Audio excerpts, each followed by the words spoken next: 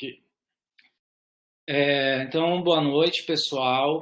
Então, hoje nós vamos ter uma fala, né, uma live aqui com o professor Fernando Balieiro.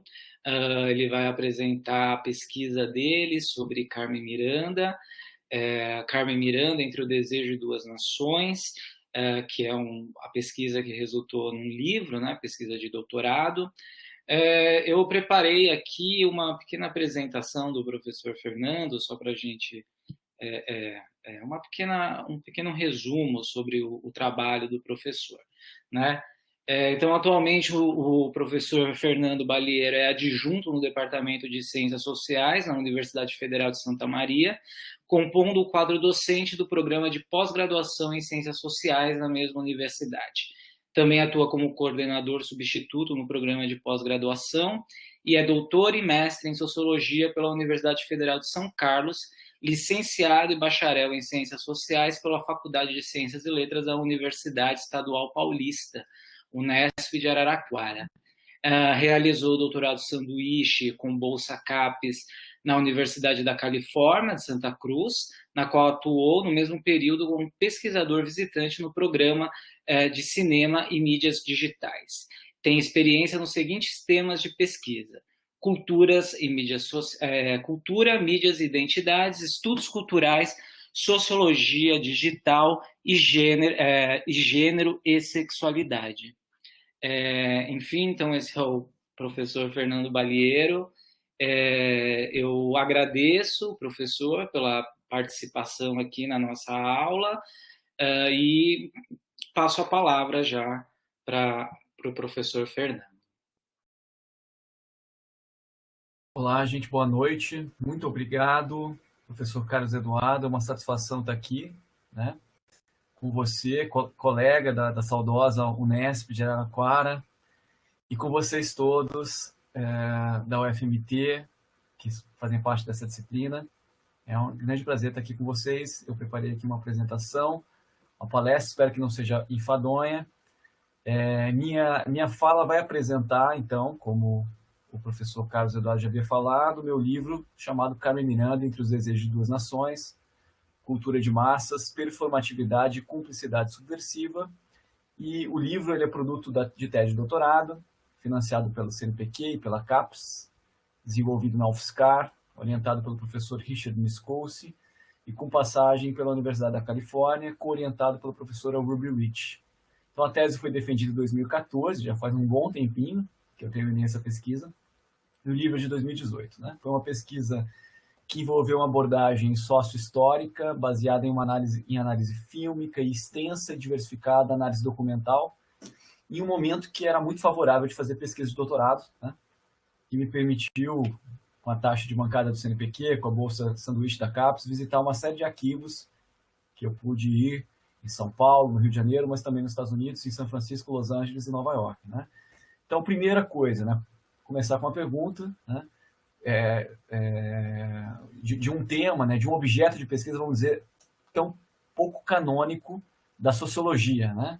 Então, por que uma tese de doutorado em sociologia sobre Carmen Miranda? Né? Então, todo mundo conhece Carmen Miranda, sua imagem é familiar, mas hoje em dia poucos têm a dimensão de sua importância na cultura de massas das décadas de 1930 e 1940, e também da centralidade de sua figura, performances e imagem na consolidação de uma identidade nacional brasileira naquele período. Então, primeira coisa, né, que eu gostaria de ressaltar é que meu interesse pela Carmen Miranda não é um interesse biográfico, né, mas derivou, né, de uma perspectiva, né, de abordar a identidade nacional de uma forma, embora muito influenciada, mas uma forma de um ponto de vista, né, que desloca um pouco o debate sobre a identidade nacional que se faz na literatura mais conhecida das ciências sociais e da sociologia sobre identidade nacional, que se volta para um debate entre intelectuais ou intelectuais do Estado, e, portanto, me voltei a pesquisar de forma mais direta, né, a cultura de massas, né, a música veiculada no rádio, o cinema, etc. Né? Então, e a cultura popular, vamos dizer assim. Enfim, meu interesse, portanto, é muito mais nessa perspectiva de juntar, né, análise da trajetória da Carmen Miranda com questões muito mais abrangentes das representações do nacional e dos conflitos, né? Quer dizer, por meio da trajetória da Carmen Miranda é possível abordar uma série de conflitos constitutivos da construção da identidade nacional daquele período, que envolvem a dimensão racial, que envolvem questões de gênero e sexualidade, que envolvem classe social. Né? Então, de uma maneira, a partir, né, de uma perspectiva dos estudos culturais, né, em diálogo com a perspectiva dos estudos feministas, teoria queer, eu propus, né, essa perspectiva e realizei essa pesquisa sobre a Carmen Miranda. Então, aqui, só para começar, eu trouxe 3 capas de imagem recente, capas recentes, né, relativamente, né?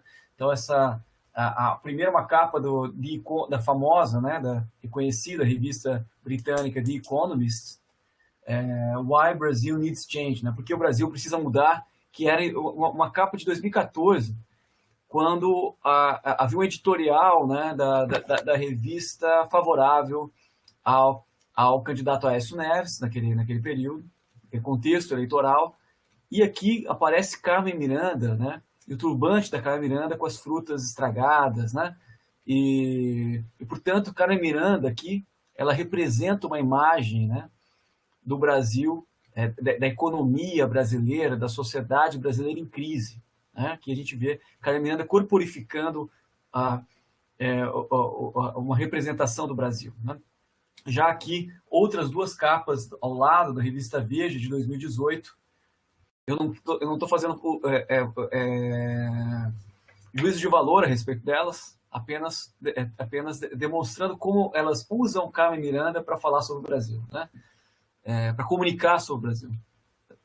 Aqui no centro, a gente tem uma revista de 2018, em que foi logo após aquele episódio, foi julho de 2018, em que o desembargador suplente do TRF4 de Porto Alegre soltou o Lula, que acabou não acontecendo, a soltura do Lula quando ele estava preso em Curitiba, né?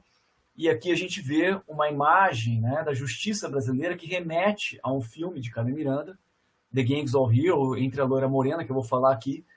E aqui, portanto, a figura da Carmen Miranda, ela representa as instituições brasileiras a partir da perspectiva da revista Veja, como uma República das Bananas, uma crítica às instituições brasileiras. Né?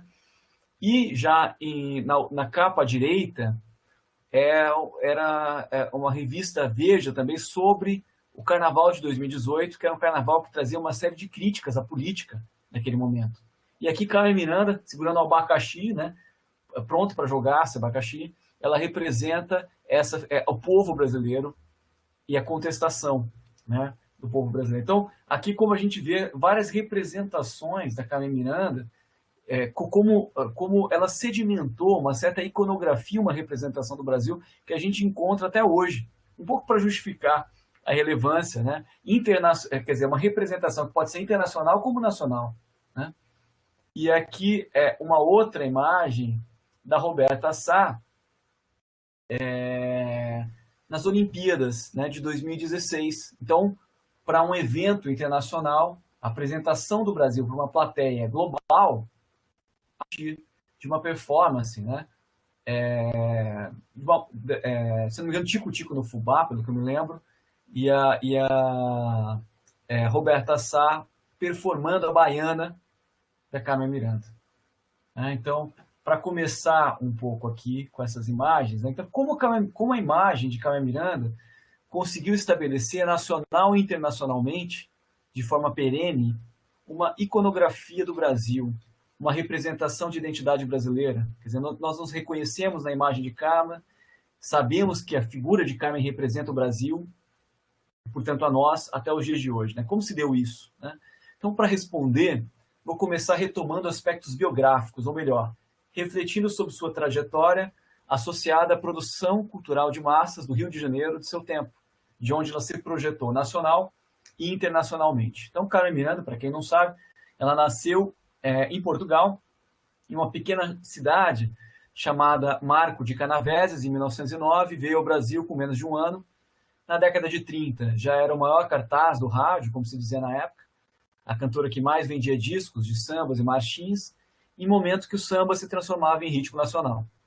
Nos Estados Unidos, ela foi uma entertainer na Broadway, em sua rápida passagem, em 1939, e em seguida foi uma estrela hollywoodiana em filmes que tematizavam a América Latina e, dentro dela, o Brasil. Chegou a ser a atriz mais bem paga do cinema em 1944, cinema americano, norte-americano. Além disso, atuou até o fim de sua vida em palcos de casas de entretenimento noturnas, além de marcar sua presença na nascente televisão.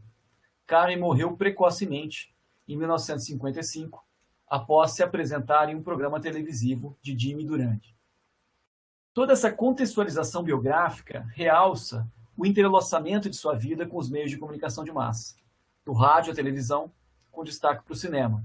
Acompanhar a carreira de Carmen Miranda é também acompanhar como a identidade nacional se forjava no mercado de cultura de massas do Rio de Janeiro e como depois se projetou internacionalmente, perpassando suas contradições, tensões, deslocamentos. Enquanto na virada do século a construção de nação era um projeto de intelectuais, nas décadas de 1930 e 1940, a construção simbólica sobre a quintessência brasileira perpassava uma miríade de atores, músicos e compositores populares, gravadoras, emissoras de rádio, o emergente cinema nacional, intérpretes e cartazes do rádio, as escolas de samba nascente, os teatros e revistas populares e um incentivo mediador, quando não censurador, do Estado. Isso teria implicações profundas. Em síntese, de um projeto hegemônico que defendia o branqueamento e rechaçava expressões culturais populares e de influências africanas, passamos a nos pensar como um país mestiço, racialmente harmônico, e como um povo alegre, cuja maior expressão seria o samba. Isso com todos os problemas e contradições que se apresentam, né? Das telas do cinema aos sofisticados cassinos da capital federal, Carmen Miranda, cantora branca de olhos verdes, incorporou, estilizou e performou a figura popular e negra da baiana, que se tornou um ícone nacional. Carmen fez sua carreira em contato próximo com compositores e músicos populares. Ela se equilibrava e negociava tensões raciais ao cantar e performar a baiana, não deixando de atrair críticas na imprensa nacional, justamente por se associar ao popular e aludir à negritude, mas também adentrando em espaços de entretenimento da classe média, da elite do Rio e de outras capitais brasileiras por onde entrou. Foi em sua performance no internacional Cassino da Urca, onde foi conhecida pelo empresário da Broadway Lee Schubert, responsável por internacionalizar sua carreira, que a levou aos Estados Unidos. A partir de então, a artista brasileira passou a atuar em uma série de filmes com a temática latino-americana. Com seu conjunto O Bando da Lua, Carmen levou uma série de elementos que se configuravam como nacionais no mercado de cultura de massas brasileiro. O samba, a alegria, a musicalidade e a sensualidade que caracterizava sua personagem da baiana. Ao seguir a carreira de Carmen, procura abordar, a partir de produtos sonoros e imagéticos da cultura de massas, como uma identidade nacional é difundida por meio de suas atuações e performada em um corpo feminino projetado internacionalmente. Então, eu vou agora trabalhar mais pormenorizadamente essas questões. Então, passar pela atuação e representações da brasilidade presentes nas performances de Carmen Miranda exige uma reflexão sobre o contexto específico de produção de identidade nacional, e, em especial, sua primeira vinculação com o rádio e a música popular. É, de fato, neste período em que passamos a nos pensar como um país mestiço, racialmente harmônico, entre aspas, né? E como um povo alegre, cuja maior expressão seria o samba. Esse redimensionamento simbólico nacional perpassa lógicas econômicas complexas do mercado de cultura de massas, além de mediações políticas. De um lado, envolvia o Estado, que se apropriava do sucesso do samba, buscando intervir no conteúdo das letras e veiculá-lo como ritmo nacional, tendo em vista a coesão buscada pelo governo Vargas. De outro lado, envolvia o mercado de cultura de massas, que se forjava na capital federal, no qual a incorporação da cultura popular e afro-brasileira foi feita de modo seletivo, ao buscar a consolidação de um amplo público e a aceitação da classe média, que efetivamente consumia os produtos de mercado. Trata-se de um processo no qual se positiva a cultura popular e negra, e especialmente a mestiçagem, mas se exige o branqueamento em sua apresentação. Como exemplo, músicos e compositores negros, embora conquistassem certo reconhecimento, não chegavam ao status de cartazes do rádio, ganhando salários inferiores e não alcançando o mesmo prestígio. Em contraste com eles, os cartazes do rádio constituíam uma espécie de star system à brasileira, com presenças notáveis na publicidade, nas revistas ilustradas e no cinema nacional emergente, sendo acompanhados de perto por seu público nacional. Tal fronteira racial convivia com uma paradoxal valorização da mestiçagem e de cenários e ritmos afro-brasileiros, que passavam a fazer parte da identidade nacional. Tais contradições estão presentes nas próprias letras das músicas gravadas por Carmen. Então eu vou mostrar um pouco dessa contradição aqui, nessas duas letras, né? Primeiro, Quem Condena a Batucada, de Nelson Petersen, e o segundo, Sai da Toca Brasil, de Gilberto de Carvalho. Então, que é interessante porque são duas músicas do mesmo ano, e aparentemente elas dão tons, interpretações, significados muito distintos. Então, o primeiro delas, quer dizer, embora as duas salientem algo em comum, que é a consolidação do samba como ritmo nacional, né, como um elemento da identidade nacional. A primeira delas, por exemplo, ressalta, quando diz: quem condena a batucada dessa gente bronzeada não é brasileiro, e nada mais bonito é que um corpo de mulher a sambar no terreiro. Né? E lá no final ele diz: já disseram que o samba nasceu num palácio real, e depois se criou e cresceu em salão multicor, mas não sabem que o samba nasceu num cruel barracão e que foi educado sambando no chão com a gente de cor. Então aqui uma ênfase, tanto no terreiro, portanto na cultura afro-brasileira, e nessa ênfase de que o povo brasileiro, ele descende diretamente da cultura afro-brasileira, né, vamos dizer assim. Na segunda letra, a ênfase é justamente inversa, é do processo de branqueamento do samba, quando ela diz que Brasil que foi senzala, dançou na macumba batendo o pé no chão, é bom que não te esqueças nunca que agora a dança é no salão. Né? Aí mais abaixo ela diz: Brasil das avenidas, da praia de Copacabana e do asfalto, a tua gente branca e forte, ninguém cantou ainda bem alto. Então, quer dizer, é muito forte essa ênfase no branqueamento, né? E no valor da branquitude, vamos dizer assim, no teor dessa música. E é interessante pensar como a Carmen Miranda gravava, as duas músicas gravou no mesmo ano. Né? Para pensar um pouco como havia uma série de disputas e conflitos nas representações. Né? Pensando também que ela gravava música de diversos compositores, né? Que ela era muito próxima de compositores populares, negros, mas também de outros compositores que já faziam parte do cast das gravadoras e, portanto, apresentam esses conflitos, né, nas representações. Bom, a branquitude de Carmen Miranda garantiu seu reconhecimento em espaços de entretenimento da elite, mas a artista não deixou de apresentar ambiguidades em seus vínculos com a cultura popular e negra. No auge de sua carreira, incorporou a personagem da Baiana para o filme Banana da Terra, gravado no final de 1938. Nesse filme, ela aparece em um número musical, interpretando O que é que a Baiana tem, de Dorival Caymmi, com as vestimentas da Baiana. O próprio músico e compositor baiano a ajudou a montar a vestimenta e a orientou nas gestualidades, trazendo uma conotação de autenticidade à personagem da Bahia. Então, a baiana, né, que eu já estou aqui, quer dizer, eu não estou seguindo biograficamente todos os passos da Carmen Miranda, mas aqui eu estou num período, no momento chave de consolidação da carreira dela, auge, que é o momento justamente que antecede a ida dela para os Estados Unidos, quando ela incorpora a personagem da baiana, primeiro no cinema e depois no entretenimento, no Rio de Janeiro, nos cassinos, né, teatros. Não só no Rio de Janeiro, mas em várias localidades, porque ela viajava, né, na época, para se apresentar em cassinos, em vários lugares.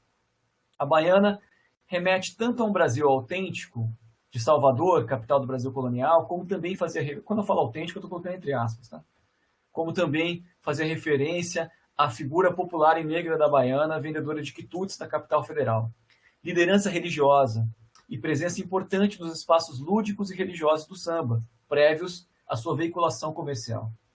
Ao mesmo tempo, quer dizer, a significação da baiana era diferente de acordo com o público também.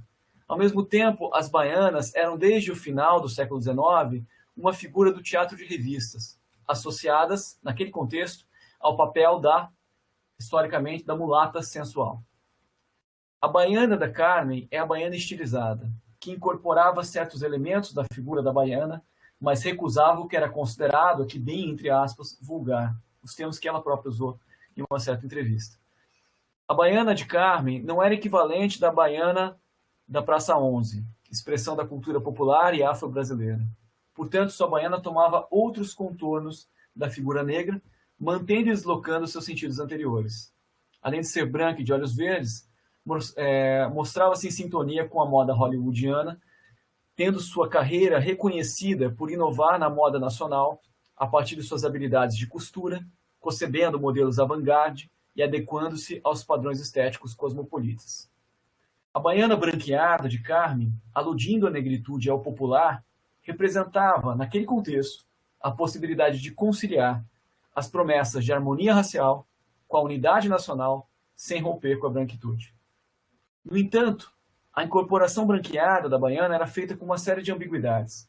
Carmen carregava em suas interpretações aspectos da linguagem popular e da cultura popular, do humor, com duplos sentidos e alusões à sexualidade, com olhares e piscadelas e incumplicidade do público e interpretações típicas do teatro popular burlesco. E um dos aspectos centrais de sua atuação era o riso. Trata-se de um riso especial, por meio do qual refazia seus vínculos com a cultura popular, tendo a própria artista crescida em região central e na Lapa, além de ter mantido contato com compositores das classes populares. Carmen incorporou a linguagem popular discordante do português formal em muitas de suas letras, elementos religiosos de origem africana, valores contrários à ideologia trabalhista que denotam fissuras e ambiguidades no processo de branqueamento do samba. Muitas músicas de Carmen valorizavam a folia em relação ao comprometimento amoroso ao trabalho, invertendo as expectativas normativas e também do samba oficial, né? Equilibrando-se nessas tensões raciais e morais, ela se tornou uma das artistas mais consagradas de seu tempo e conseguiu que a baiana, que era uma personagem do entretenimento carioca, se tornasse o símbolo nacional. Só com Carmen isso aconteceu. Passou assim a atuar em espaços sociais elitizados da capital federal, do qual destaco o Internacional Cassino da Urca, onde foi conhecido pelo empresário da Broadway, Lee Schubert. Schubert ofereceu a Carmen um contrato para a revista teatral Streets of Paris.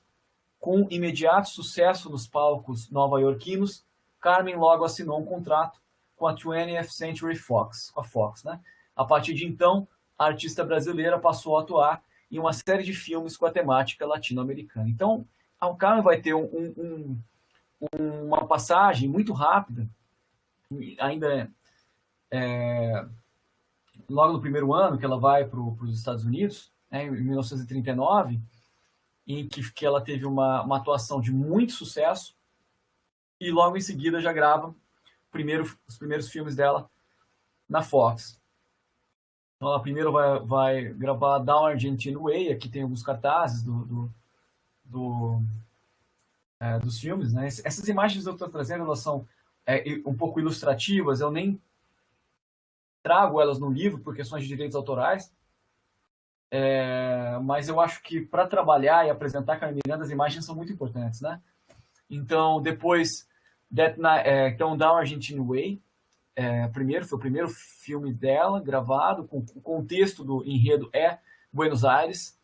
Depois ela grava That Night in Rio, né, que foi traduzido como Uma Noite no Rio, né? Depois Weekend in Havana. Quer dizer, ela trabalhava como uma atriz versátil, que ela poderia representar a latino-americana genérica, né?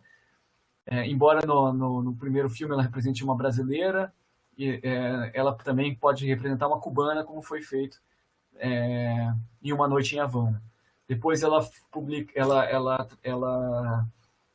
trabalha em uma série de outros filmes, né? The Gangs All Here, que foi traduzido como Entre a Loira Morena, Springtime in the Rockies, Dollface, Copacabana, com Groucho Marx, né?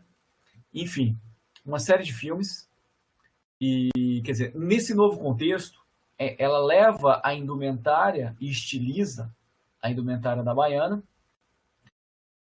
Então, todo o universo simbólico que subjazia suas performances, ainda que remodelado, era produzido, então, em uma esfera transnacional, que é bem interessante pensar como que essa brasilidade, que era forjada na capital federal, passa a ser produzida desde o cinema latino-americano, né? Com uma série de negociações e com artistas brasileiros. Então, Carmen estava lá com o Bando da Lua, cantando sambas, né?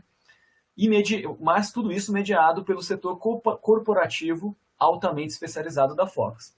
Então, a baiana de Carmen Miranda não só é reproduzida agora a partir do cinema norte-americano, junto com sambas cantados em português com Carmen, como cada vez mais estilizado, né? Então, ao mesmo tempo, o estereótipo de longa data no cinema da mulher latino-americana, marcada pela passionalidade, musicalidade e sensualidade, é incorporada por Carmen, sobrepondo-se à baiana. Então, a Carmen, agora ela passa a atuar, vamos dizer assim, em dois regimes de representação simultaneamente, né? No regime de representação norte-americana em relação às mulheres latino-americanas e à América Latina como um todo, mas também dentro, né,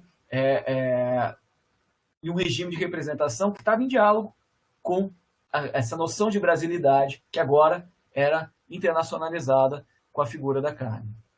Então agora, né, é importante falar, né, que Carmen Miranda foi aos Estados Unidos no período conhecido pela política de boa vizinhança, em plena Segunda Guerra Mundial. Trata-se de um período marcado pela acentuação do interesse econômico e político dos Estados Unidos nos países latino-americanos, buscando evitar as influências dos países do eixo.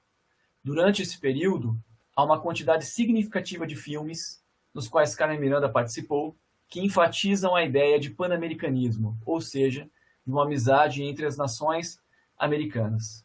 Então, Carmen Miranda surgia dos palcos em números musicais com a temática latino-americana, cantando sambas ou rumbas e, mais recorrentemente, misturas de ritmos e expressões em português, espanhol e inglês, representando a América Latina, adequada às representações hollywoodianas, com uma unidade coesa. Em síntese, tal unidade se caracterizaria como primitiva, feminina e sexualizada, em contraste com o vizinho norte-americano civilizado, masculino e racional, né? Então a gente vê pelas representações aqui como gênero é uma forma de categorizar que também serve para categorizar relações de poder que se dão entre as nações, né? Nas relações internacionais, vamos dizer assim. Então nas narrativas que Carmen atuou, tinham como tônica o estabelecimento de romances cujo desfecho se dava em um cenário tropical latino-americano pretensamente propício ao amor. Neles, Carmen Miranda aparecia como uma figura cômica, acentuando o sotaque, errando na pronúncia em inglês, caracterizada como exageradamente passional e essencialmente musical e sensual. Já os números musicais, então a gente tem dois elementos. Aqui são as narrativas, por outro lado, os números musicais representavam de forma mais explícita o encontro entre os Estados Unidos e a América Latina. Nesses números, valorizava-se a figura de Carmen Miranda a partir da sofisticação de sua indumentária e suas performances, Dos palcos, Carmen corporificava a América Latina de forma feminina, sensual e musical. E, de outro lado, os Estados Unidos eram representados por homens formalmente trajados. Era uma representação da política da boa vizinhança. A América Latina e, dentro dela, o Brasil, são representadas no corpo de uma mulher sensual ao encontro de seu vizinho do norte masculino. Com ênfase na corporalidade feminina própria do mercado de cultura de massas, as atuações de Carmen Miranda baseavam-se em uma feminilidade calcada na diferença racial. Em primeiro lugar, com a figura negra da baiana, incluída seletivamente na representação do nacional, e em segundo lugar, da latino-americana, alteridade exterior à identidade norte-americana, que é interessante como que as duas narrativas elas se encontram na forma como elas representam a alteridade da mulher, né, que é racializada. Né? Então, suas interpretações podem ser vistas como uma atualização, nos dois contextos, do desejo colonial, nos termos de Robert Young. Ou seja, tratam de representações de mulheres que são racializadas, portanto, hipersexualizadas. Em outros termos, a sensualidade das performances e personagens de Carmen Miranda é sempre lida a partir de um enquadramento que leva em conta raça, gênero e sexualidade. No caso brasileiro, ela representaria uma figura síntese da harmonia racial em sua baiana branca e estilizada, dando contornos nacionais ao remodelar a sensualidade atribuída, no contexto em que ela performava, à figura da mulata, desculpem. Em sua carreira internacional, mantendo e reconfigurando a figura símbolo da baiana no cinema, passa a representar a figura sensual e racializada da latino-americana. Tal aspecto é perceptível, por isso que eu trago essas imagens, de forma singular em um dos números musicais desse filme, que se chama The Gangs All Here, ou Entre a Loira e a Morena, a tradução brasileira não segue nem de perto, né, o nome original, atualizando fantasias coloniais, quando relaciona a América Latina à natureza, junto ao símbolo fálico da banana, em uma ilha paradisíaca, composta pela presença única de mulheres, apontando para interpretações de que as mulheres são colonizáveis, mulheres colonizáveis são acessíveis sexualmente. Então é uma narrativa que refaz, né, uma fantasia colonial. E, obviamente, tem uma série de sentidos sexuais nesse número musical. Então, a carreira de Carmen Miranda se fazia simultaneamente em dois enquadramentos simbólicos, entre os desejos de duas nações. De um lado, entre os desejos próprios da construção de uma comunidade imaginada brasileira, quando se firmava a ideia de uma nação brasileira assentada na cultura popular, na ideia de um povo mestiço, representado na figura da baiana, ressalta-se, branqueada. De outro lado, os desejos de união pan-americana sob o protagonismo dos Estados Unidos, com a representação exotizada, feminina e sensual da América Latina, em um período no qual a expressão de uma unidade continental fazia-se necessária diante da influência política e econômica crescente dos países do eixo na Segunda Grande Guerra. Vou para os meus 3 últimos slides e ressaltar um pouco outras dimensões importantes. Né? Primeiro, né, as recepções. Quer dizer, quando Carmen Miranda atuava no cinema norte-americano, ela não era vista como uma atriz qualquer, ela era vista como uma representante da nação, e seguida de perto pelo público brasileiro. Então, eu analisei, dentre vários arquivos que eu analisei, um deles foi o arquivo da Biblioteca Geni Clabin Segal, em São Paulo, um arquivo todo digitalizado, na verdade, em que, por exemplo, a revista Cena Muda, ela contava com uma coluna semanal só sobre discussão, 2 páginas para discussão, pelo menos, para discussão da atuação da Carmen Miranda nos Estados Unidos, né, para entender um pouco a relevância que se dava a ela. Né? Então, as representações nacionais e a cantora e performance se encontravam imbricados, e por isso suas interpretações eram também alvo de tantas críticas e acalorados debates na imprensa brasileira de sua época. Carmen Miranda, chamada de embaixatriz do samba desde quando ela foi aos Estados Unidos, afirmou a seu público, certa vez, que representaria o samba e a cultura brasileira. Uma série de críticas bem conhecidas da parte do seu público brasileiro se expressou em revistas da época. que Carmen Miranda haveria se distanciado da verdadeira Carmen. A imprensa brasileira ora criticava por ela ter se americanizado e ora atribuía aos diretores de seus filmes fracassos nas suas atuações, a despeito do sucesso absoluto nas bilheterias. Supostamente não se tratava mais de Carmen Miranda, mas de uma caricatura latino-americana, ou então de uma artista inebriada pelo perfume do dinheiro americano, entre elas aqui como usado na reportagem. Os jornalistas e leitores que publicavam suas visões na revista criticavam Carmen por cantar sambas cheirando a rumbas, ao contrário do que prometera a chamada embaixatriz do samba quando embarcou no Rio de Janeiro com destino a Nova York.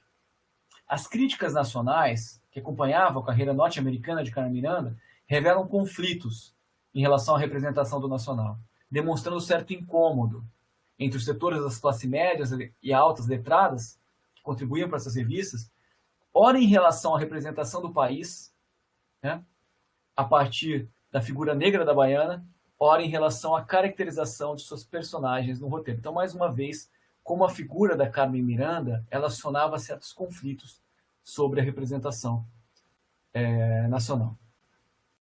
Já me caminhando já para a parte mais final da apresentação, menos do que apenas enfatizar como Carmen Miranda reproduziu de forma unilateral certas representações e valores hegemônicos, na minha pesquisa eu busquei analisar como ela lidou e negociou com regimes de representação e códigos de moralidade diversos. Então eu uso o conceito de performatividade, pegado por estado da Judith Butler, ao considerar Carmen não como anterior às representações de seu tempo, mas enfatizando que da baiana no Brasil à latino-americana desempenhada nos Estados Unidos, Carmen Miranda lidou, incorporou, negociou com elementos simbólicos representativos e deslocou a seu favor, dando outros sentidos. Então a esfera artística ela não é mero reflexo das questões políticas. Carmen Miranda tinha profunda autoria no que diz respeito às suas performances e interpretações. Vou tomar um pouquinho de água que minha garganta está seca aqui.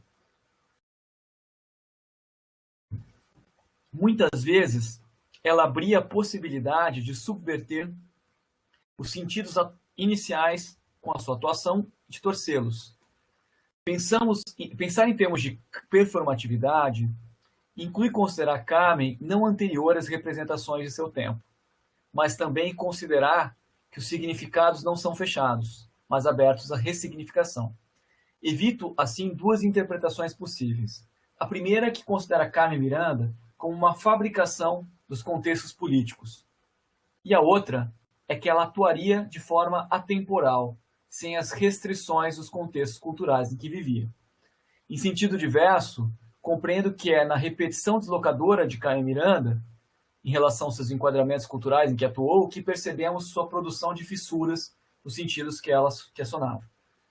Em um período no qual a estrela loura era a referência estética, protagonista das narrativas dos musicais em voga, Carmen Miranda assumiu um destaque crescente do teatro ao cinema nos Estados Unidos a partir do estereótipo da latino-americana. O estereótipo pode ser definido como um elemento caracterizador que reduz a personalidade de alguém a partir de alguns poucos atributos. No caso, a latino-americana, sensual, cômica, em seu pouco domínio racional e inabilidade com a língua inglesa. A trajetória de Carmen Miranda, por sua vez, demonstra como o mesmo estereótipo pode conviver combinado com riqueza, reconhecimento e prestígio. Sofisticando sua indumentária da baiana, Carmen deslocou o estereótipo da latino-americana, torcendo seus significados em uma cumplicidade criativa com as representações do novo contexto. Carmen Miranda já era, isso é interessante, porque isso fazia de várias outras estrelas do cinema que representavam a latina antes dela nos Estados Unidos. Então, a Carmen Miranda já era uma estrela nacional no Brasil, com reconhecimento e patrimônio conquistados, e assim pôde negociar até certas condições de sua carreira no exterior. Mais do que isso, tinha experiência em relação a gerenciar sua imagem pública e sua relação com a imprensa e com a audiência. A trajetória de Carmen Miranda, especialmente nos Estados Unidos, é fortemente vinculada ao palco, dos palcos da Broadway aos números musicais dos filmes. Sem dominar a língua inglesa, a caracterização dela se vinculava à corporalidade, desenvolvendo certos trejeitos, maneirismos que ficaram internacionalmente reconhecidos no uso das suas mãos, bem como no uso da plataforma para ganhar mais estatura. Junto com o turbante, acabou por criar uma imagem paradigmática. Outro aspecto fundamental de sua carreira foi o humor. Sua persona era cômica, incorporando aspectos do estereótipo da latino-americana, com sotaque reforçado, inglês errado, fome insaciável e disponibilidade sexual.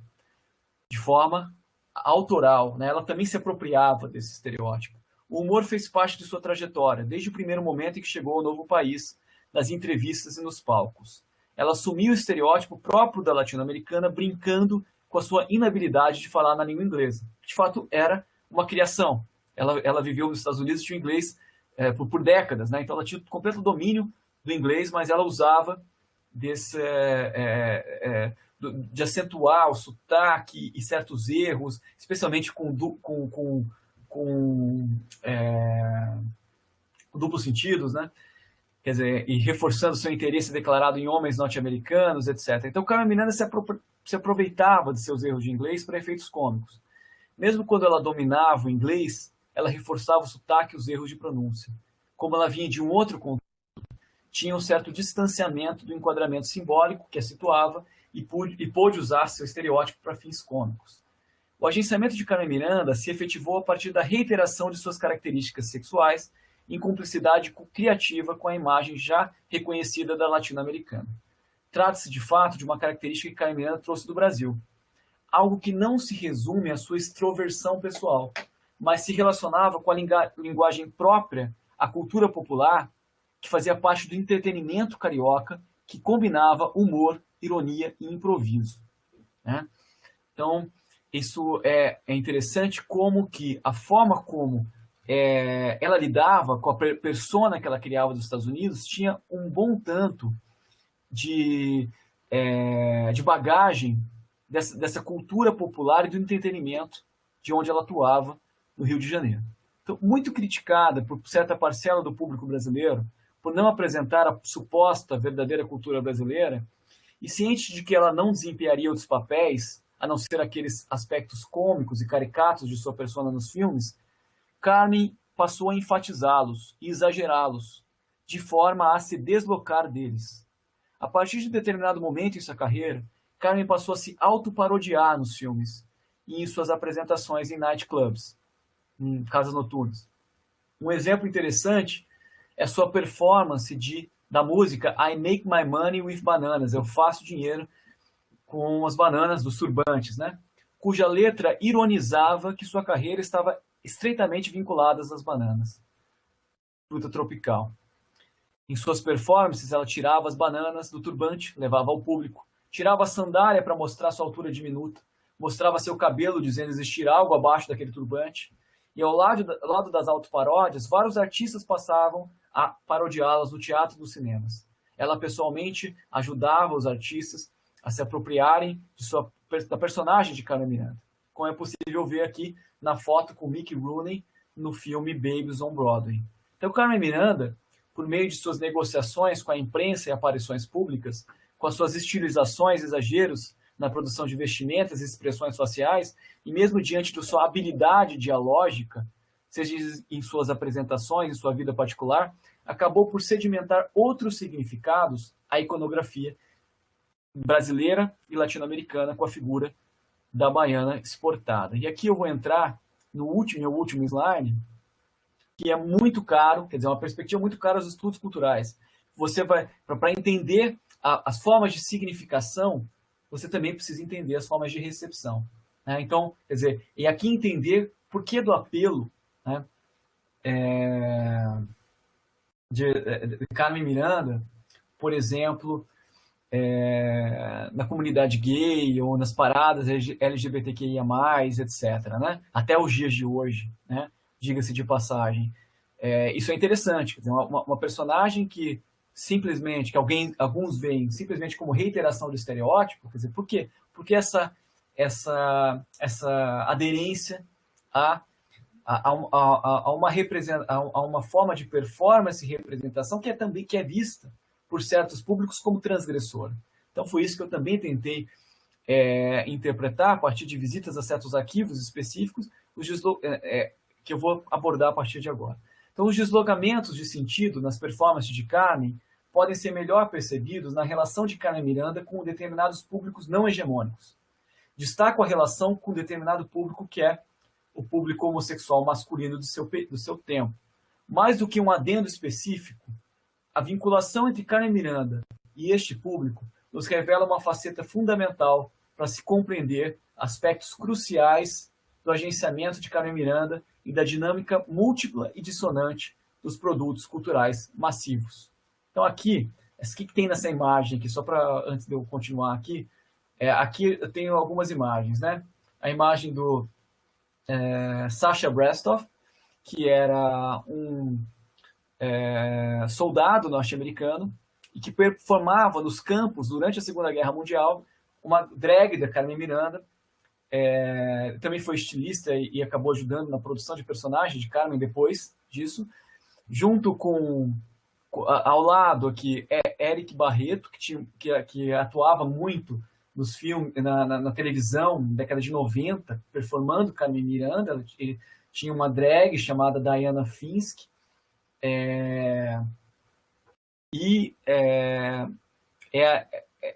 Eric Barreto que performa Carmen Miranda no famoso documentário sobre ela, Banana is My Business, né? E abaixo, uma imagem mais recente de uma parada de Nova York, que a Carmen Miranda se fazia presente, como ela faz, em geral, em paradas em São Francisco, né? Até os dias de hoje. Então, tal incorporação já era corrente nos tempos em que Carmen atuava. Se Carmen era apropriada parodicamente por vários artistas, destaco sua apropriação por um soldado, que interpretava Carmen em atividades teatrais nos campos de guerra e teatros durante a Segunda Guerra Mundial, Sasha Brestoff. A interpretação de Brestoff, quem eu viria descobrir uma série de fotos como drag queen em um arquivo LGTB em Los Angeles, ficou tão famosa que foi gravada em um filme sobre as Forças Armadas Winged Victory pós-Segunda Guerra, em 1946. Interessante como, às vezes, as próprias filmes, né, a princípio, filmes hollywoodianos que representam o exército na guerra, podem ter também manifestações, expressões culturais dissidentes, que interessantes para se analisar, né? Então, Sasha Brestoff não parodiou Carmen Miranda, isso que é interessante, porque ele se diferencia de várias outras paródias, ressaltando os elementos de conteúdo típicos, a imagem latino-americana imortalizada por Carmen Miranda com seus chapéus de frutas tropicais, como a maior parte de suas paródias no cinema fazia. Ao contrário, ele explorou um dos seus elementos artísticos principais, a estilização. Brestoff mantém a forma da indumentária de Carmen, mas sua fantasia substitui as frutas por talheres e o uniforme do exército norte-americano, ressaltando ainda a plataforma exagerada, acentuada pelo autor, típica da entertainer. Argutamente, Carmen Miranda fazia então parte do exército norte-americano, em uma interpretação drag. A interpretação de Sasha Brestoff nos leva a pensar sobre sua importância na subcultura gay no mundo drag. Há algo nesta relação já amplamente estudada por alguns pesquisadores ao tentar compreender por que muitos homens que se identificam como gays experienciam a cultura a partir de uma leitura peculiar. E aqui eu me debruço sobre uma série de textos da perspectiva queer, né? dos estudos queer.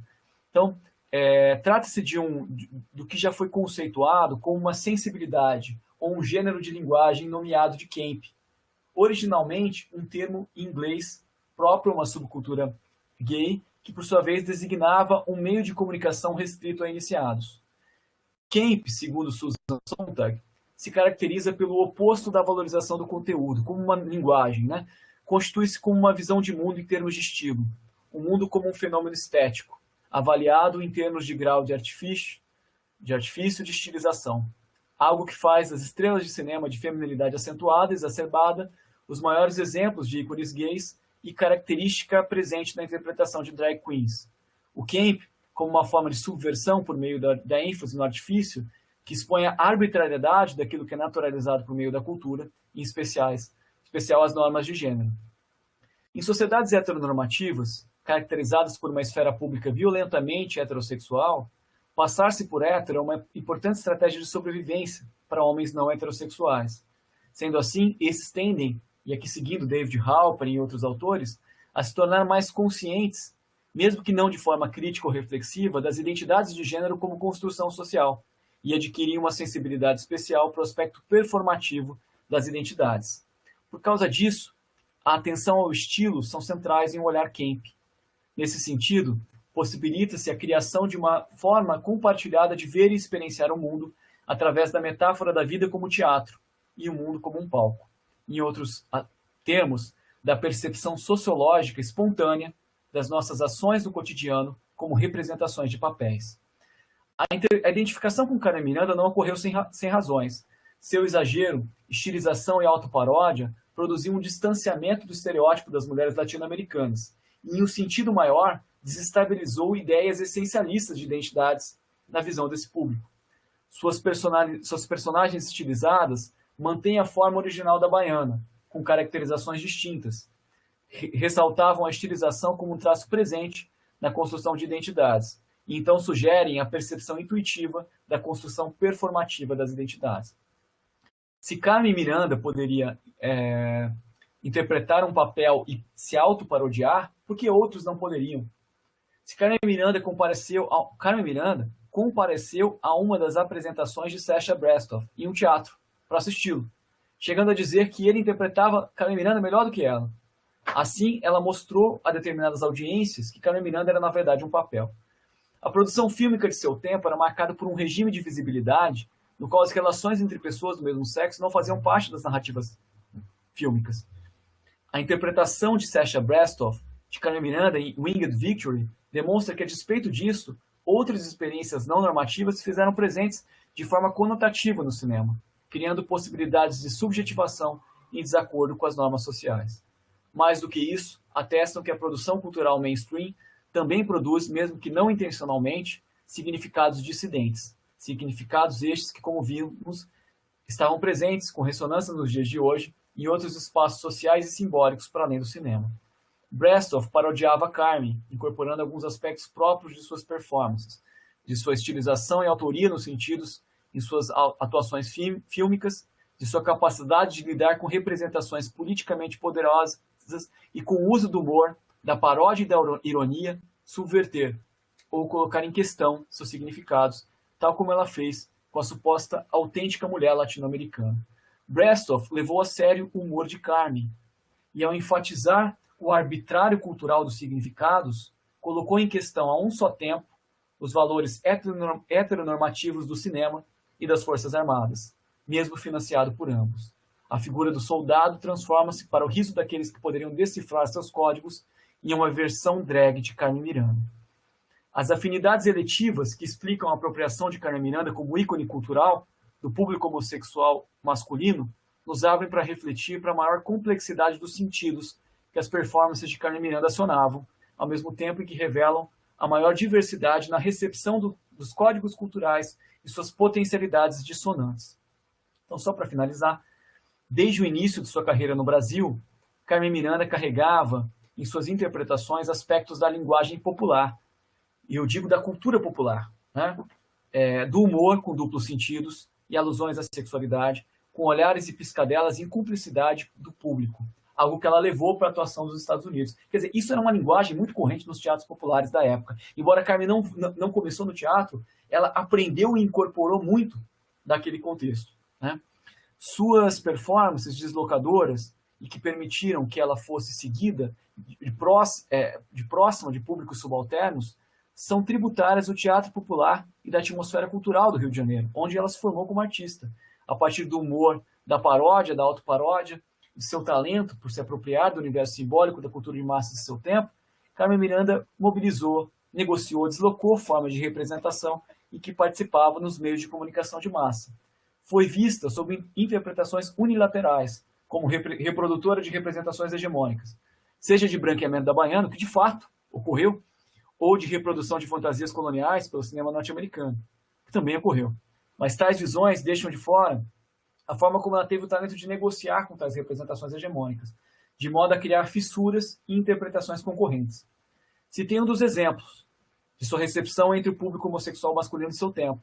Também poderia dizer sobre a sua ampla adesão entre os setores populares brasileiros, de quem foi ídolo maior, de amplo reconhecimento que tinha entre os músicos populares e negros que a viam como divulgadora de sua música internacionalmente. Abordar Carmen Miranda entre os desejos de duas nações é, assim, mais do que vê-la como um ícone cultural entre o público brasileiro e norte-americano. É acessar a multiplicidade de sentidos que acionavam, invadindo os sonhos e as identificações profundas de seu público diverso, considerando as maneiras distintas pela qual era compreendida por sujeitos distintos, constituindo-se como um ícone paradigmático e transacional. Então aqui eu finalizo a minha apresentação. Eu peço desculpas se ela foi muito enfadonha, mas, na verdade, tentando lidar com a complexidade aqui da figura da Carmen Miranda e como ela leva a gente pensar uma série de conflitos, de representações, recepções, ressignificações, que envolvem as suas performances e atuações na música, no cinema. Então, é isso, gente. Ô, Fernando, muito obrigado, cara. Achei muito boa a sua pesquisa, muito interessante. Eu já conhecia um pouco, eu li o seu artigo, mas eu acho que essa sua apresentação aqui trouxe várias ideias, né? Uma perspectiva muito complexa sobre a Carmen Miranda e sobre essa performatividade, né, da Carmen Miranda, e também destacar como você traz de uma forma muito interessante uma perspectiva dos estudos culturais sobre o consumo, né? Porque muitas vezes na crítica, eu mesmo confesso que eu caio nisso, a gente fica muito na produção, né? E acaba analisando apenas a produção cultural, mas não o consumo, né? As teorias da recepção, o que torna ainda mais interessante essa perspectiva que você traz sobre, né, a Carmen Miranda, né? Como ela foi como ela se constrói, né? Performatividade, que é uma performatividade histórica, e como que ela é consumida. Eu tenho uma pergunta, mas eu queria deixar para os alunos também, se eles tiverem questões a falar, antes de eu comentar, ficar aberto para os alunos também aproveitarem aí, o professor Fernando está aqui, e tecerem comentários e fazerem perguntas. Lupita, pode Eu. falar. Boa noite, então. Uhum. É, Professor doutor Fernando Baileiro. Obrigado, professor Carlos, por essa aula aqui que o senhor está proporcionando para a gente. Parabenizo, professor doutor, por essa excelente apresentação, né, que a gente sabe que é muito complicado, né, trazer como foi complexa a vida dela no sentido dessas intersecções mesmo, né, em relação à raça, gênero, né, e classe, e representação, que é algo que a gente tem estudado muito aqui nessa nesse curso, né? A gente tem discutido muito como essa representação vai para fora e quem leva, né? E qual que é a receptividade que tem. E o seu trabalho me trouxe muito essa perspectiva, sobretudo na parte de performatividade, né?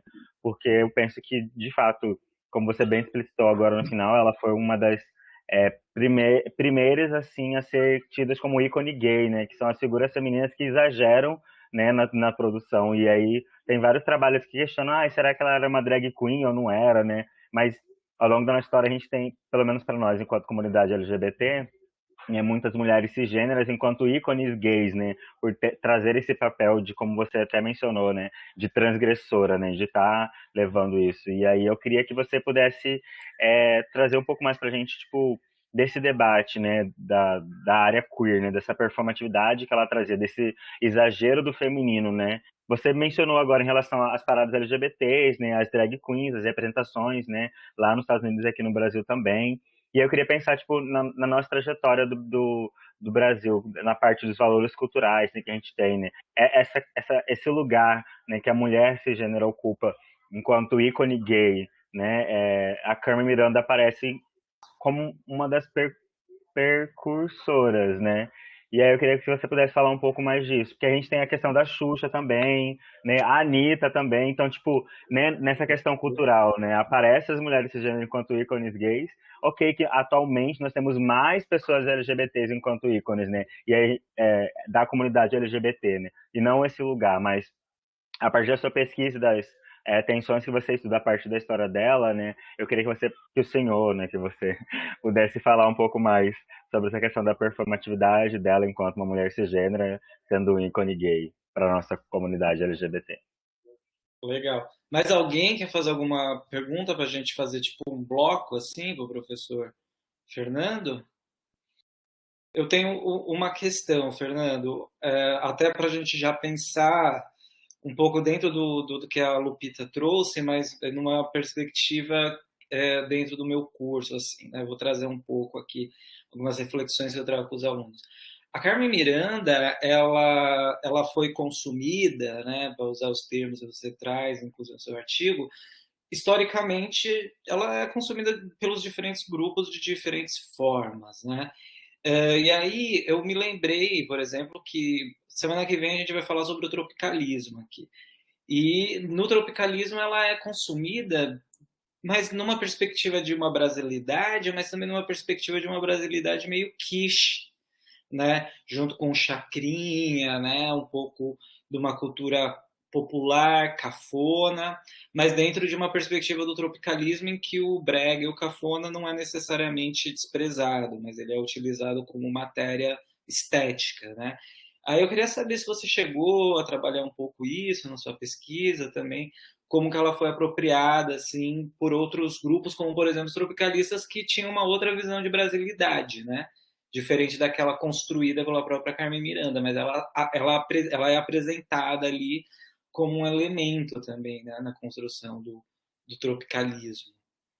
Mas, enfim, isso me trouxe muito quando eu li o seu artigo e agora que você falou dessa coisa camp, né, dessa estética que aonde é construída a Carmen Miranda.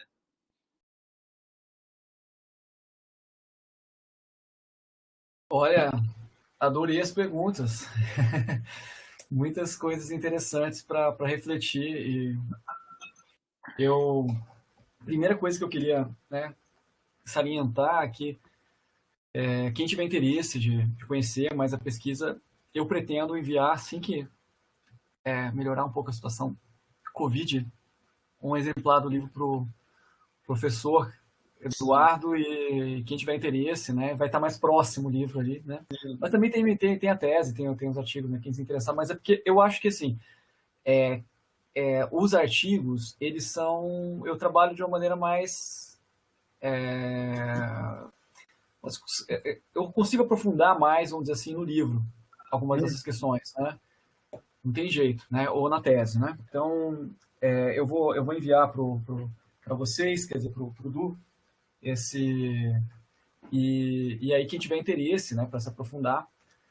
Mas o que eu acho interessante, primeiro começar com a pergunta da Lupita, que eu acho bem interessante, né?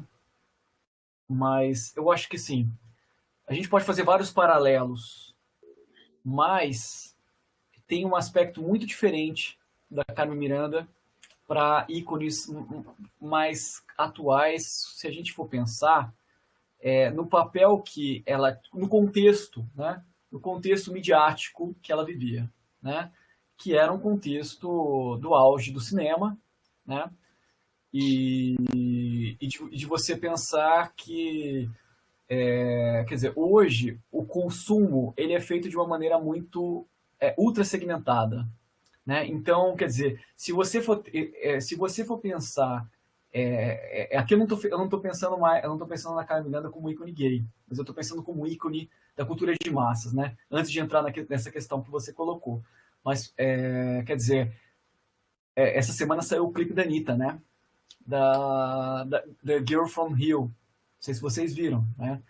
E a Anitta tem uma série de elementos muito que dá para fazer vários paralelos, né? Mas eu acho que dificilmente, né, você tem a centralidade que a Carmen Miranda tinha nesse sentido, né? Quer dizer, de ser um ícone que todo mundo conhecia, quer dizer, era uma questão nacional inescapável falar de Carmen Miranda naquele momento que ela ia para lá, né? Dado a gente pensar nesse momento de auge do cinema, do rádio, né, no Brasil. E hoje a gente já tem uma outra, né, organização, né, das mídias e do papel das mídias na sociedade, que dificilmente você tem uma figura que tem uma relevância e centralidade tal como naquele contexto. Esse é o primeiro ponto que eu penso, né, para pensar nos tipos de comparação, né? Agora, em relação a Carmen Miranda como um ícone gay, né? Há uma série de discussões, né, de várias outras atrizes, né, do contexto dela, posteriores a ela, e uma bibliografia, né, que vão trabalhar desde a Rita Hayworth até chegar na Madonna, né, e muito do que se trabalha, né, é a partir dessa discussão sobre o camp, que não sei se vocês não é uma discussão que tem muita tradução no Brasil, infelizmente. Só tem um texto sobre o camp no Brasil, que é o texto da Susan Sontag, que se chama Nota sobre o Camp. Então, não tem muito sobre isso, né? Mas que, para mim, eu achei muito interessante poder fazer essa discussão, né, de relacionar o camp, né, formas de linguagem que são, vamos dizer assim, subalternas e que deslocam os sentidos dominantes. E eu acho que a Carmen Miranda ela é uma figura interessante para se pensar isso, porque, de um lado, ela tem todo um apelo para essa linguagem camp, mas não foi algo intencional dela. E, de outro lado, ela tem essa linguagem, ela se aproxima, ela tem muita afinidade com a linguagem da cultura popular, que é muito analisada por aquele livro clássico do Bakhtin, né?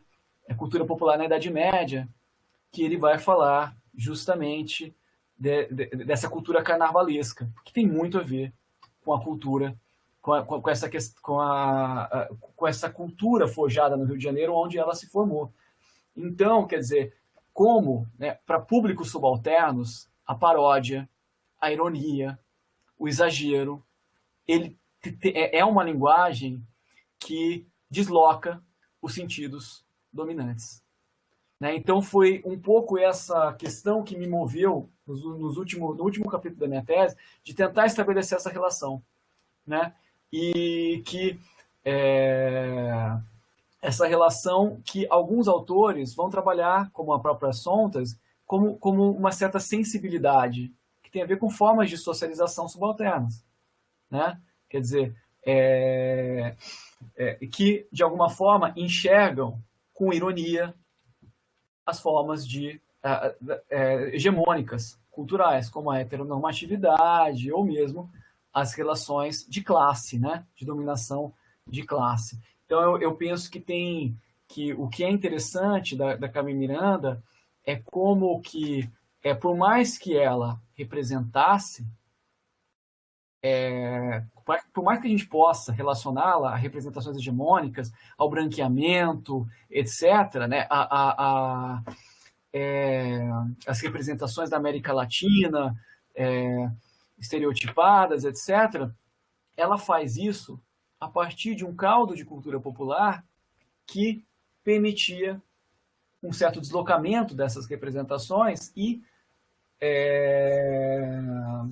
estratégias, né, por meio do riso, né, por meio do humor, etc., da paródia, do exagero, que tem muito a ver com a cultura popular, mas que teve um apelo. Né? Eu tenho um artigo que trabalha mais isso, né, que quem quiser ler, se chama, você falou, Lupita, eu me lembrei exatamente do nome do artigo, que Seria Carmen Miranda uma drag queen? Eu acabei nem passando, mas é um artigo que foi para uma revista Florestan, da UFSCar, que eu trabalho um pouco mais Sim, essa sim, questão. eu tinha pesquisado aqui, eu já achei, já deixei baixado aqui para ler Ah, depois. legal. Por isso, uma das minhas questões é que eu falei, eu já vou perguntar, porque na hora que eu for ler, eu já vou ter uma noção, assim, né? Porque aí você trouxe muito isso, né? De fato, é a cultura hegemônica, popular, mas aí quando a gente vai ver para grupos, né, ele tem uma visão diferente. Mas eu fiquei pensando muito nessa questão do ícone gay, né? Porque antes a gente ter a Pablo Vittar, que era o ícone maior agora, né? Falavam, É. ah, você quer ser Carmiranda, ah, você quer ser Xuxa. É sempre voltado para a imagem dessas mulheres que Uhum. construíram na cultura popular, né, a imagem hegemônica maior que chega para todo mundo, né? Aí É. agora a gente tem a Pablo Vittar que chega para todo mundo, mas que não Sim. é mais aquela coisa 100% nichada, né, que a gente costuma ter. Foi essa uma das minhas questões assim que eu pensei.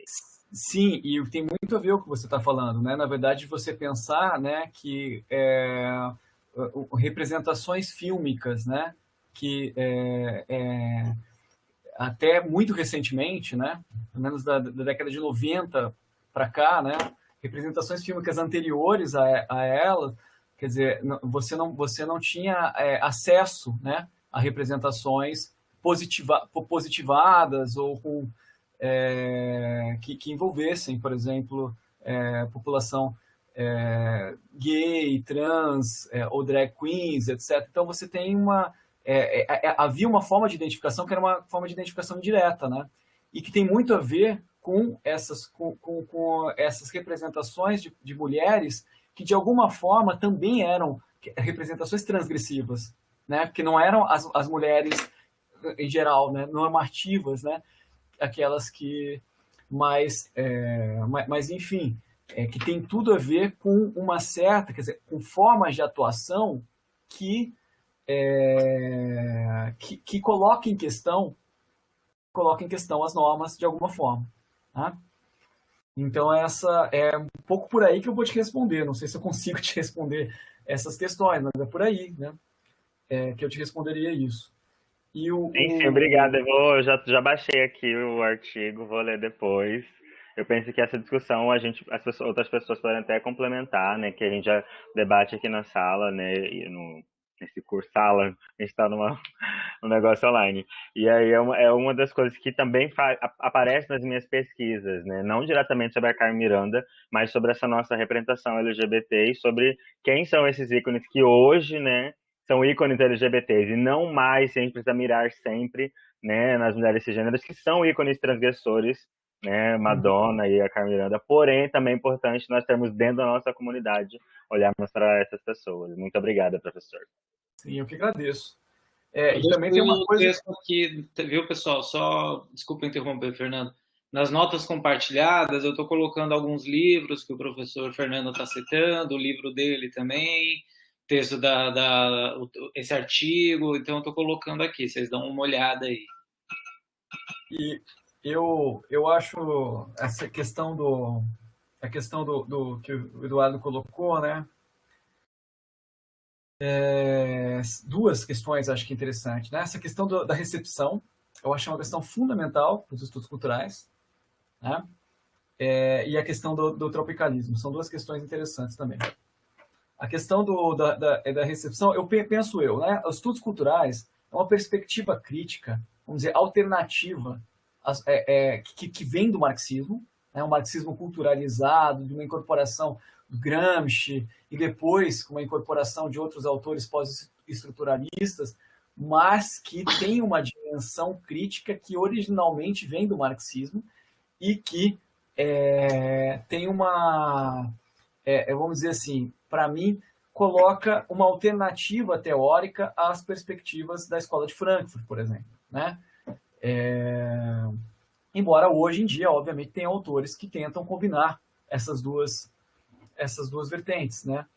Mas justamente porque por meio dos estudos culturais, né, que você tem perspectivas que vão pensar a cultura de massas, né, não como algo que faz parte simplesmente, né, da reprodução sistêmica do capitalismo, mas a cultura de massas como um locus do conflito, né, um locus do conflitos de conflitos de representações, mas conflitos que têm a ver, né, se a gente retomar a discussão que a gente estava fazendo agora, questões muito caras, né, muito importantes, né, para reconhecimento, né? Então, eu penso que essa perspectiva dos estudos culturais ela é muito interessante na medida em que ela nos oferece, né, ferramentas para a gente pensar, para a gente poder analisar a dimensão do consumo e da recepção, embora sem perder a dimensão crítica, né? Porque eu também acho que estudos culturais é muita coisa e tem perspectivas que perdem essa dimensão crítica, né? E uma das dimensões fundamentais, eu acho que uma figura central dos estudos culturais é o Stuart Hall, né? É justamente a forma como ele pensa, né? De uma maneira imbricada, né? A dimensão da política, da economia e da cultura, né? Sem recair em certas apologias do consumo, etc., que a gente pode observar em algumas perspectivas, né? Então, eu penso que a recepção é um tema caro aos estudos culturais e que dá conta da complexidade, né? Da produção de significado, das representações. Quer dizer, se você pegar a Carmen Miranda sem pensar no consumo, às vezes você vai pensar só... você deixa de lado toda essa dimensão do conflito que estava presente nas representações no decorrer da trajetória dela.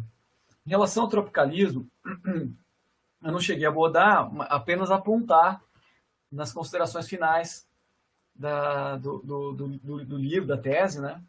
Que, aliás, essa minha tese foi defendida em 2014, então eu ainda estou falando com uma certa distância dela, para lembrar dela, preciso de um certo esforço, né?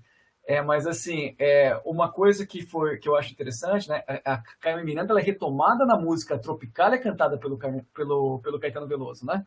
Carmen Miranda, dá, né? Carmen Miranda, dá. Então, e eu penso, né, justamente, uma incorporação de uma estratégia, aqui eu não sou estudioso deles, eu posso estar falando bobagem, né, mas a forma como eu interpreto a incorporação da Carmen Miranda pelo tropicalismo, pelo Caetano, por exemplo, naquele contexto, justamente recusando uma forma purista de se pensar a cultura hegemônica na esquerda do período, né, que fazia marcha contra a guitarra elétrica, etc. E o Caetano, ele conseguia, né, entender certas dimensões, na minha visão, certas dimensões contestadoras, deslocadoras, questionadoras, na performance da Carmen Miranda. Ele chegou a performar a baiana também, da Carmen Miranda. Então, eu vejo por aí que fazia todo sentido para um movimento, né, que buscava, quer dizer, que buscava retomar a perspectiva modernista, né, da incorporação, né, do estrangeiro a partir de uma perspectiva nacional. E eu penso que a Carmen Miranda fazia todo sentido né, nesse contexto. Sim, ele inclusive ele regravou, né, Disseram que eu voltei americanizada, né, que é a do Assis Valente, se não me engano, que foi gravado primeiramente pela Carmen Miranda quando ela voltou para o Brasil, né, que você contou até que havia críticas, né, dela por conta dela estar nos Estados Unidos e tal, e daí ela grava esse samba do Assis Valente, que Disseram que eu voltei americanizada, que um ícone assim de brasilidade, né? Fala, não, eu sou brasileira, no fim das contas, e não sei o quê. E o Caetano Veloso ele regrava essa música e dá em um outro momento histórico, e é uma outra leitura, porque ele grava só o violão ali, que é bem interessante também, né? E eu concordo com você O Caetano Veloso ele traz essa outra perspectiva da cultura de massa, que é uma renovação da esquerda ali nos anos 70, de pensar o popular não mais pela aquela ótica nacional popular, né, mas o popular dentro das suas contradições narrativas da cultura de massa, do Chacrinha, da Carmen Miranda, de todos esses elementos que eram vistos, em certo sentido, com desprezo, né, por uma esquerda dos anos 60, uma esquerda mais marxista, militante, né? Eu compartilho dessa sua leitura também. Acho que a Carmen Miranda, ela no tropicalismo, ela surge mais uma vez como um ícone para deslocar certas ideias assim de brasilidade.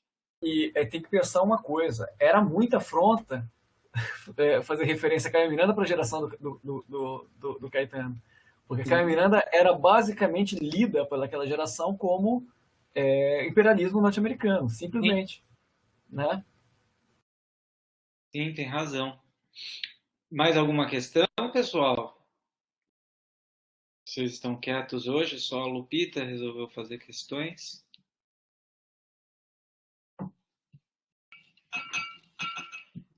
Bom, se já são, já temos 1h30 quase de live, né? Enfim, se vocês não têm questões, eu acho que então a gente pode encerrar. Eu agradeço, Fernando, se você quiser dar uma fala final. Lupita entrou, você quer falar, Lupita? Não, é só agradecer mesmo. Eu penso que foi bem produtivo a gente discutir sobre isso. E aí, do que a gente está trabalhando aqui no curso, eu penso que vai agregar muito, né? Então, caso alguém vai discutir por essa área, né? O Dr. Fernando é um referencial muito grande nesse sentido, né? Dá para ver pela descrição, né, de todo o seu trabalho, né, descrição de cada detalhe, desde dos maneirismos, da performance dela, né, de como ela lida das relações, da importância das relações raciais, né, em relação ao branqueamento, né. A gente não chegou a discutir muito sobre a apropriação cultural, mas no sentido de como isso também perpassa a carreira dela e não diminui ela, mas, né, reconhece que também fez parte de sua trajetória. E aí, para a gente agora, em outro momento histórico, né, a gente olha obviamente, para aquela época de uma outra forma, né? Então, penso que seu trabalho é fundamental para a gente ter essas outras perspectivas também de estudos, e aí só acrescentou aqui para nós, né, cientistas sociais, informação. Então, muito obrigado. Eu que agradeço, Lupita, e eu acho que essa questão que você colocou é muito importante, né? Quer dizer, de você, de não recair no anacronismo histórico, porque aparentemente, quer dizer, pode parecer que a Carmen Miranda, por ela atuar como a baiana, ela poderia, naquele período, ser vista como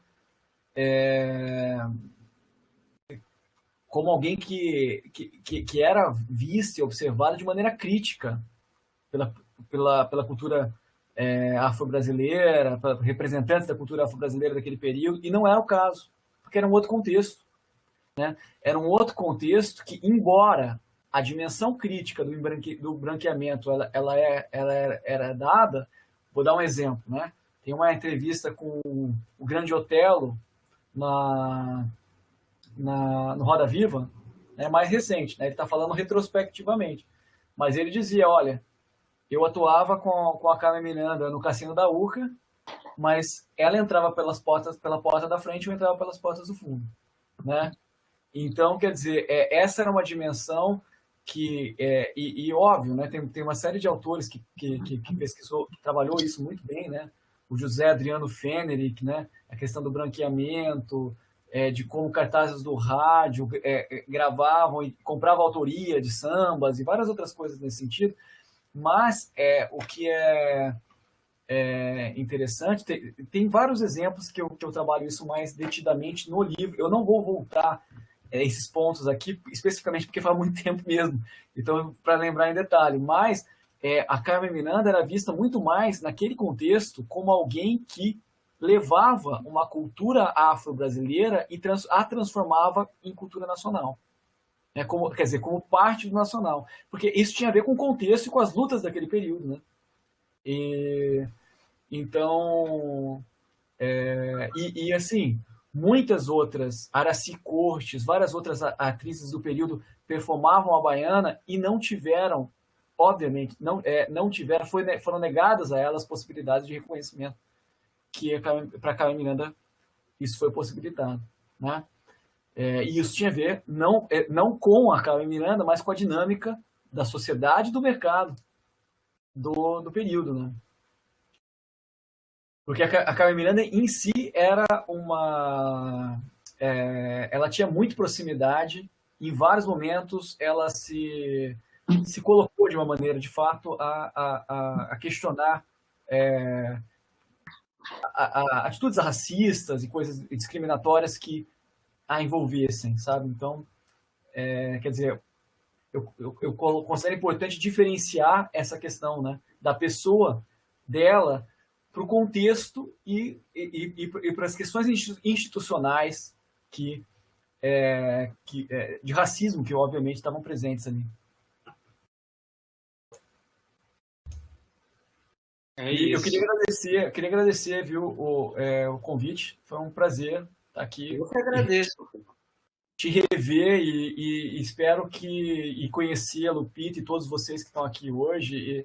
E espero que, assim, que a gente tenha outras possibilidades de diálogo adiante. E vamos nos vendo aí, né? Não sei, a última vez que eu me lembro de ter te encontrado foi na SBS. Na SBS, sim.